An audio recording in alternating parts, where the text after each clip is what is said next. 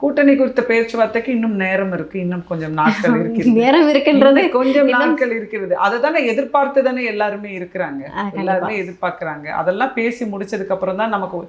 இப்போ நேற்று கூட வந்து நம்ம தேமுதிக அவங்களுடைய பிரேமலதா மேடம் வந்து நேற்று அனௌன்ஸ் பண்ணுறேன்னாங்க, அவங்களுமே தள்ளி வைக்கிறாங்க பார்த்தீங்களா? ஏன் அப்படின்னா இன்னும் தேமுதிக கூட யாருமே கூட்டணி பேச்சுவார்த்தை வைக்கலையோ அப்படின்ற ஒரு கேள்வி. எல்லாமே நடந்திருக்கும், நடக்காம இருக்காது, எல்லாமே நடந்துகிட்டு தான் இருக்குது. ஆனா ஒருத்தர் அனௌன்ஸ் பண்ணதுக்கு அப்புறமா இன்னொருத்தர் சொல்லலாமே, இன்னும் வேற யாராவது கூட்டணிக்குள்ள வருவாங்களோ அப்படிங்கிற ஒரு நிலைப்பாடு தான் எல்லாருக்கும் இருக்கு. இதை விட இன்னும் கொஞ்சம் பெட்டரா யாராவது நமக்கு கொடுத்தா இன்னும் நல்லா இருக்குமே அப்படிங்கிற ஒரு வாய்ப்புகளுக்காகத்தான் எல்லாருமே வெயிட் பண்ணிட்டு இருக்காங்கன்னு நினைக்கிறேன். ஓகே, இன்கேஸ் வந்து தேமுதிக, காங்கிரஸ், அதே மாதிரி இப்போ வந்து சமீப காலமாக வந்து சொல்லிட்டு இருக்காங்க டிடிவி அவர்களும் ஓபிஎஸ் அவர்களும் தாவேக்கா வருவாங்க அப்படின்னு. அவங்க 2 பேரும் வரதுக்கான பாசிபிலிட்டிஸ் இருக்கா? அதை பற்றி ஏதாவது உங்களுக்கு தெரியுமா? இல்லை, வந்தால் நல்லா தான் இருக்கும்.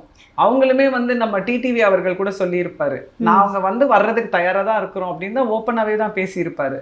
ஸோ அந்த மாதிரி ஒரு தலைவர்களும் வர்றதுக்கு தயாராக இருக்கிறாங்க, வரட்டும்.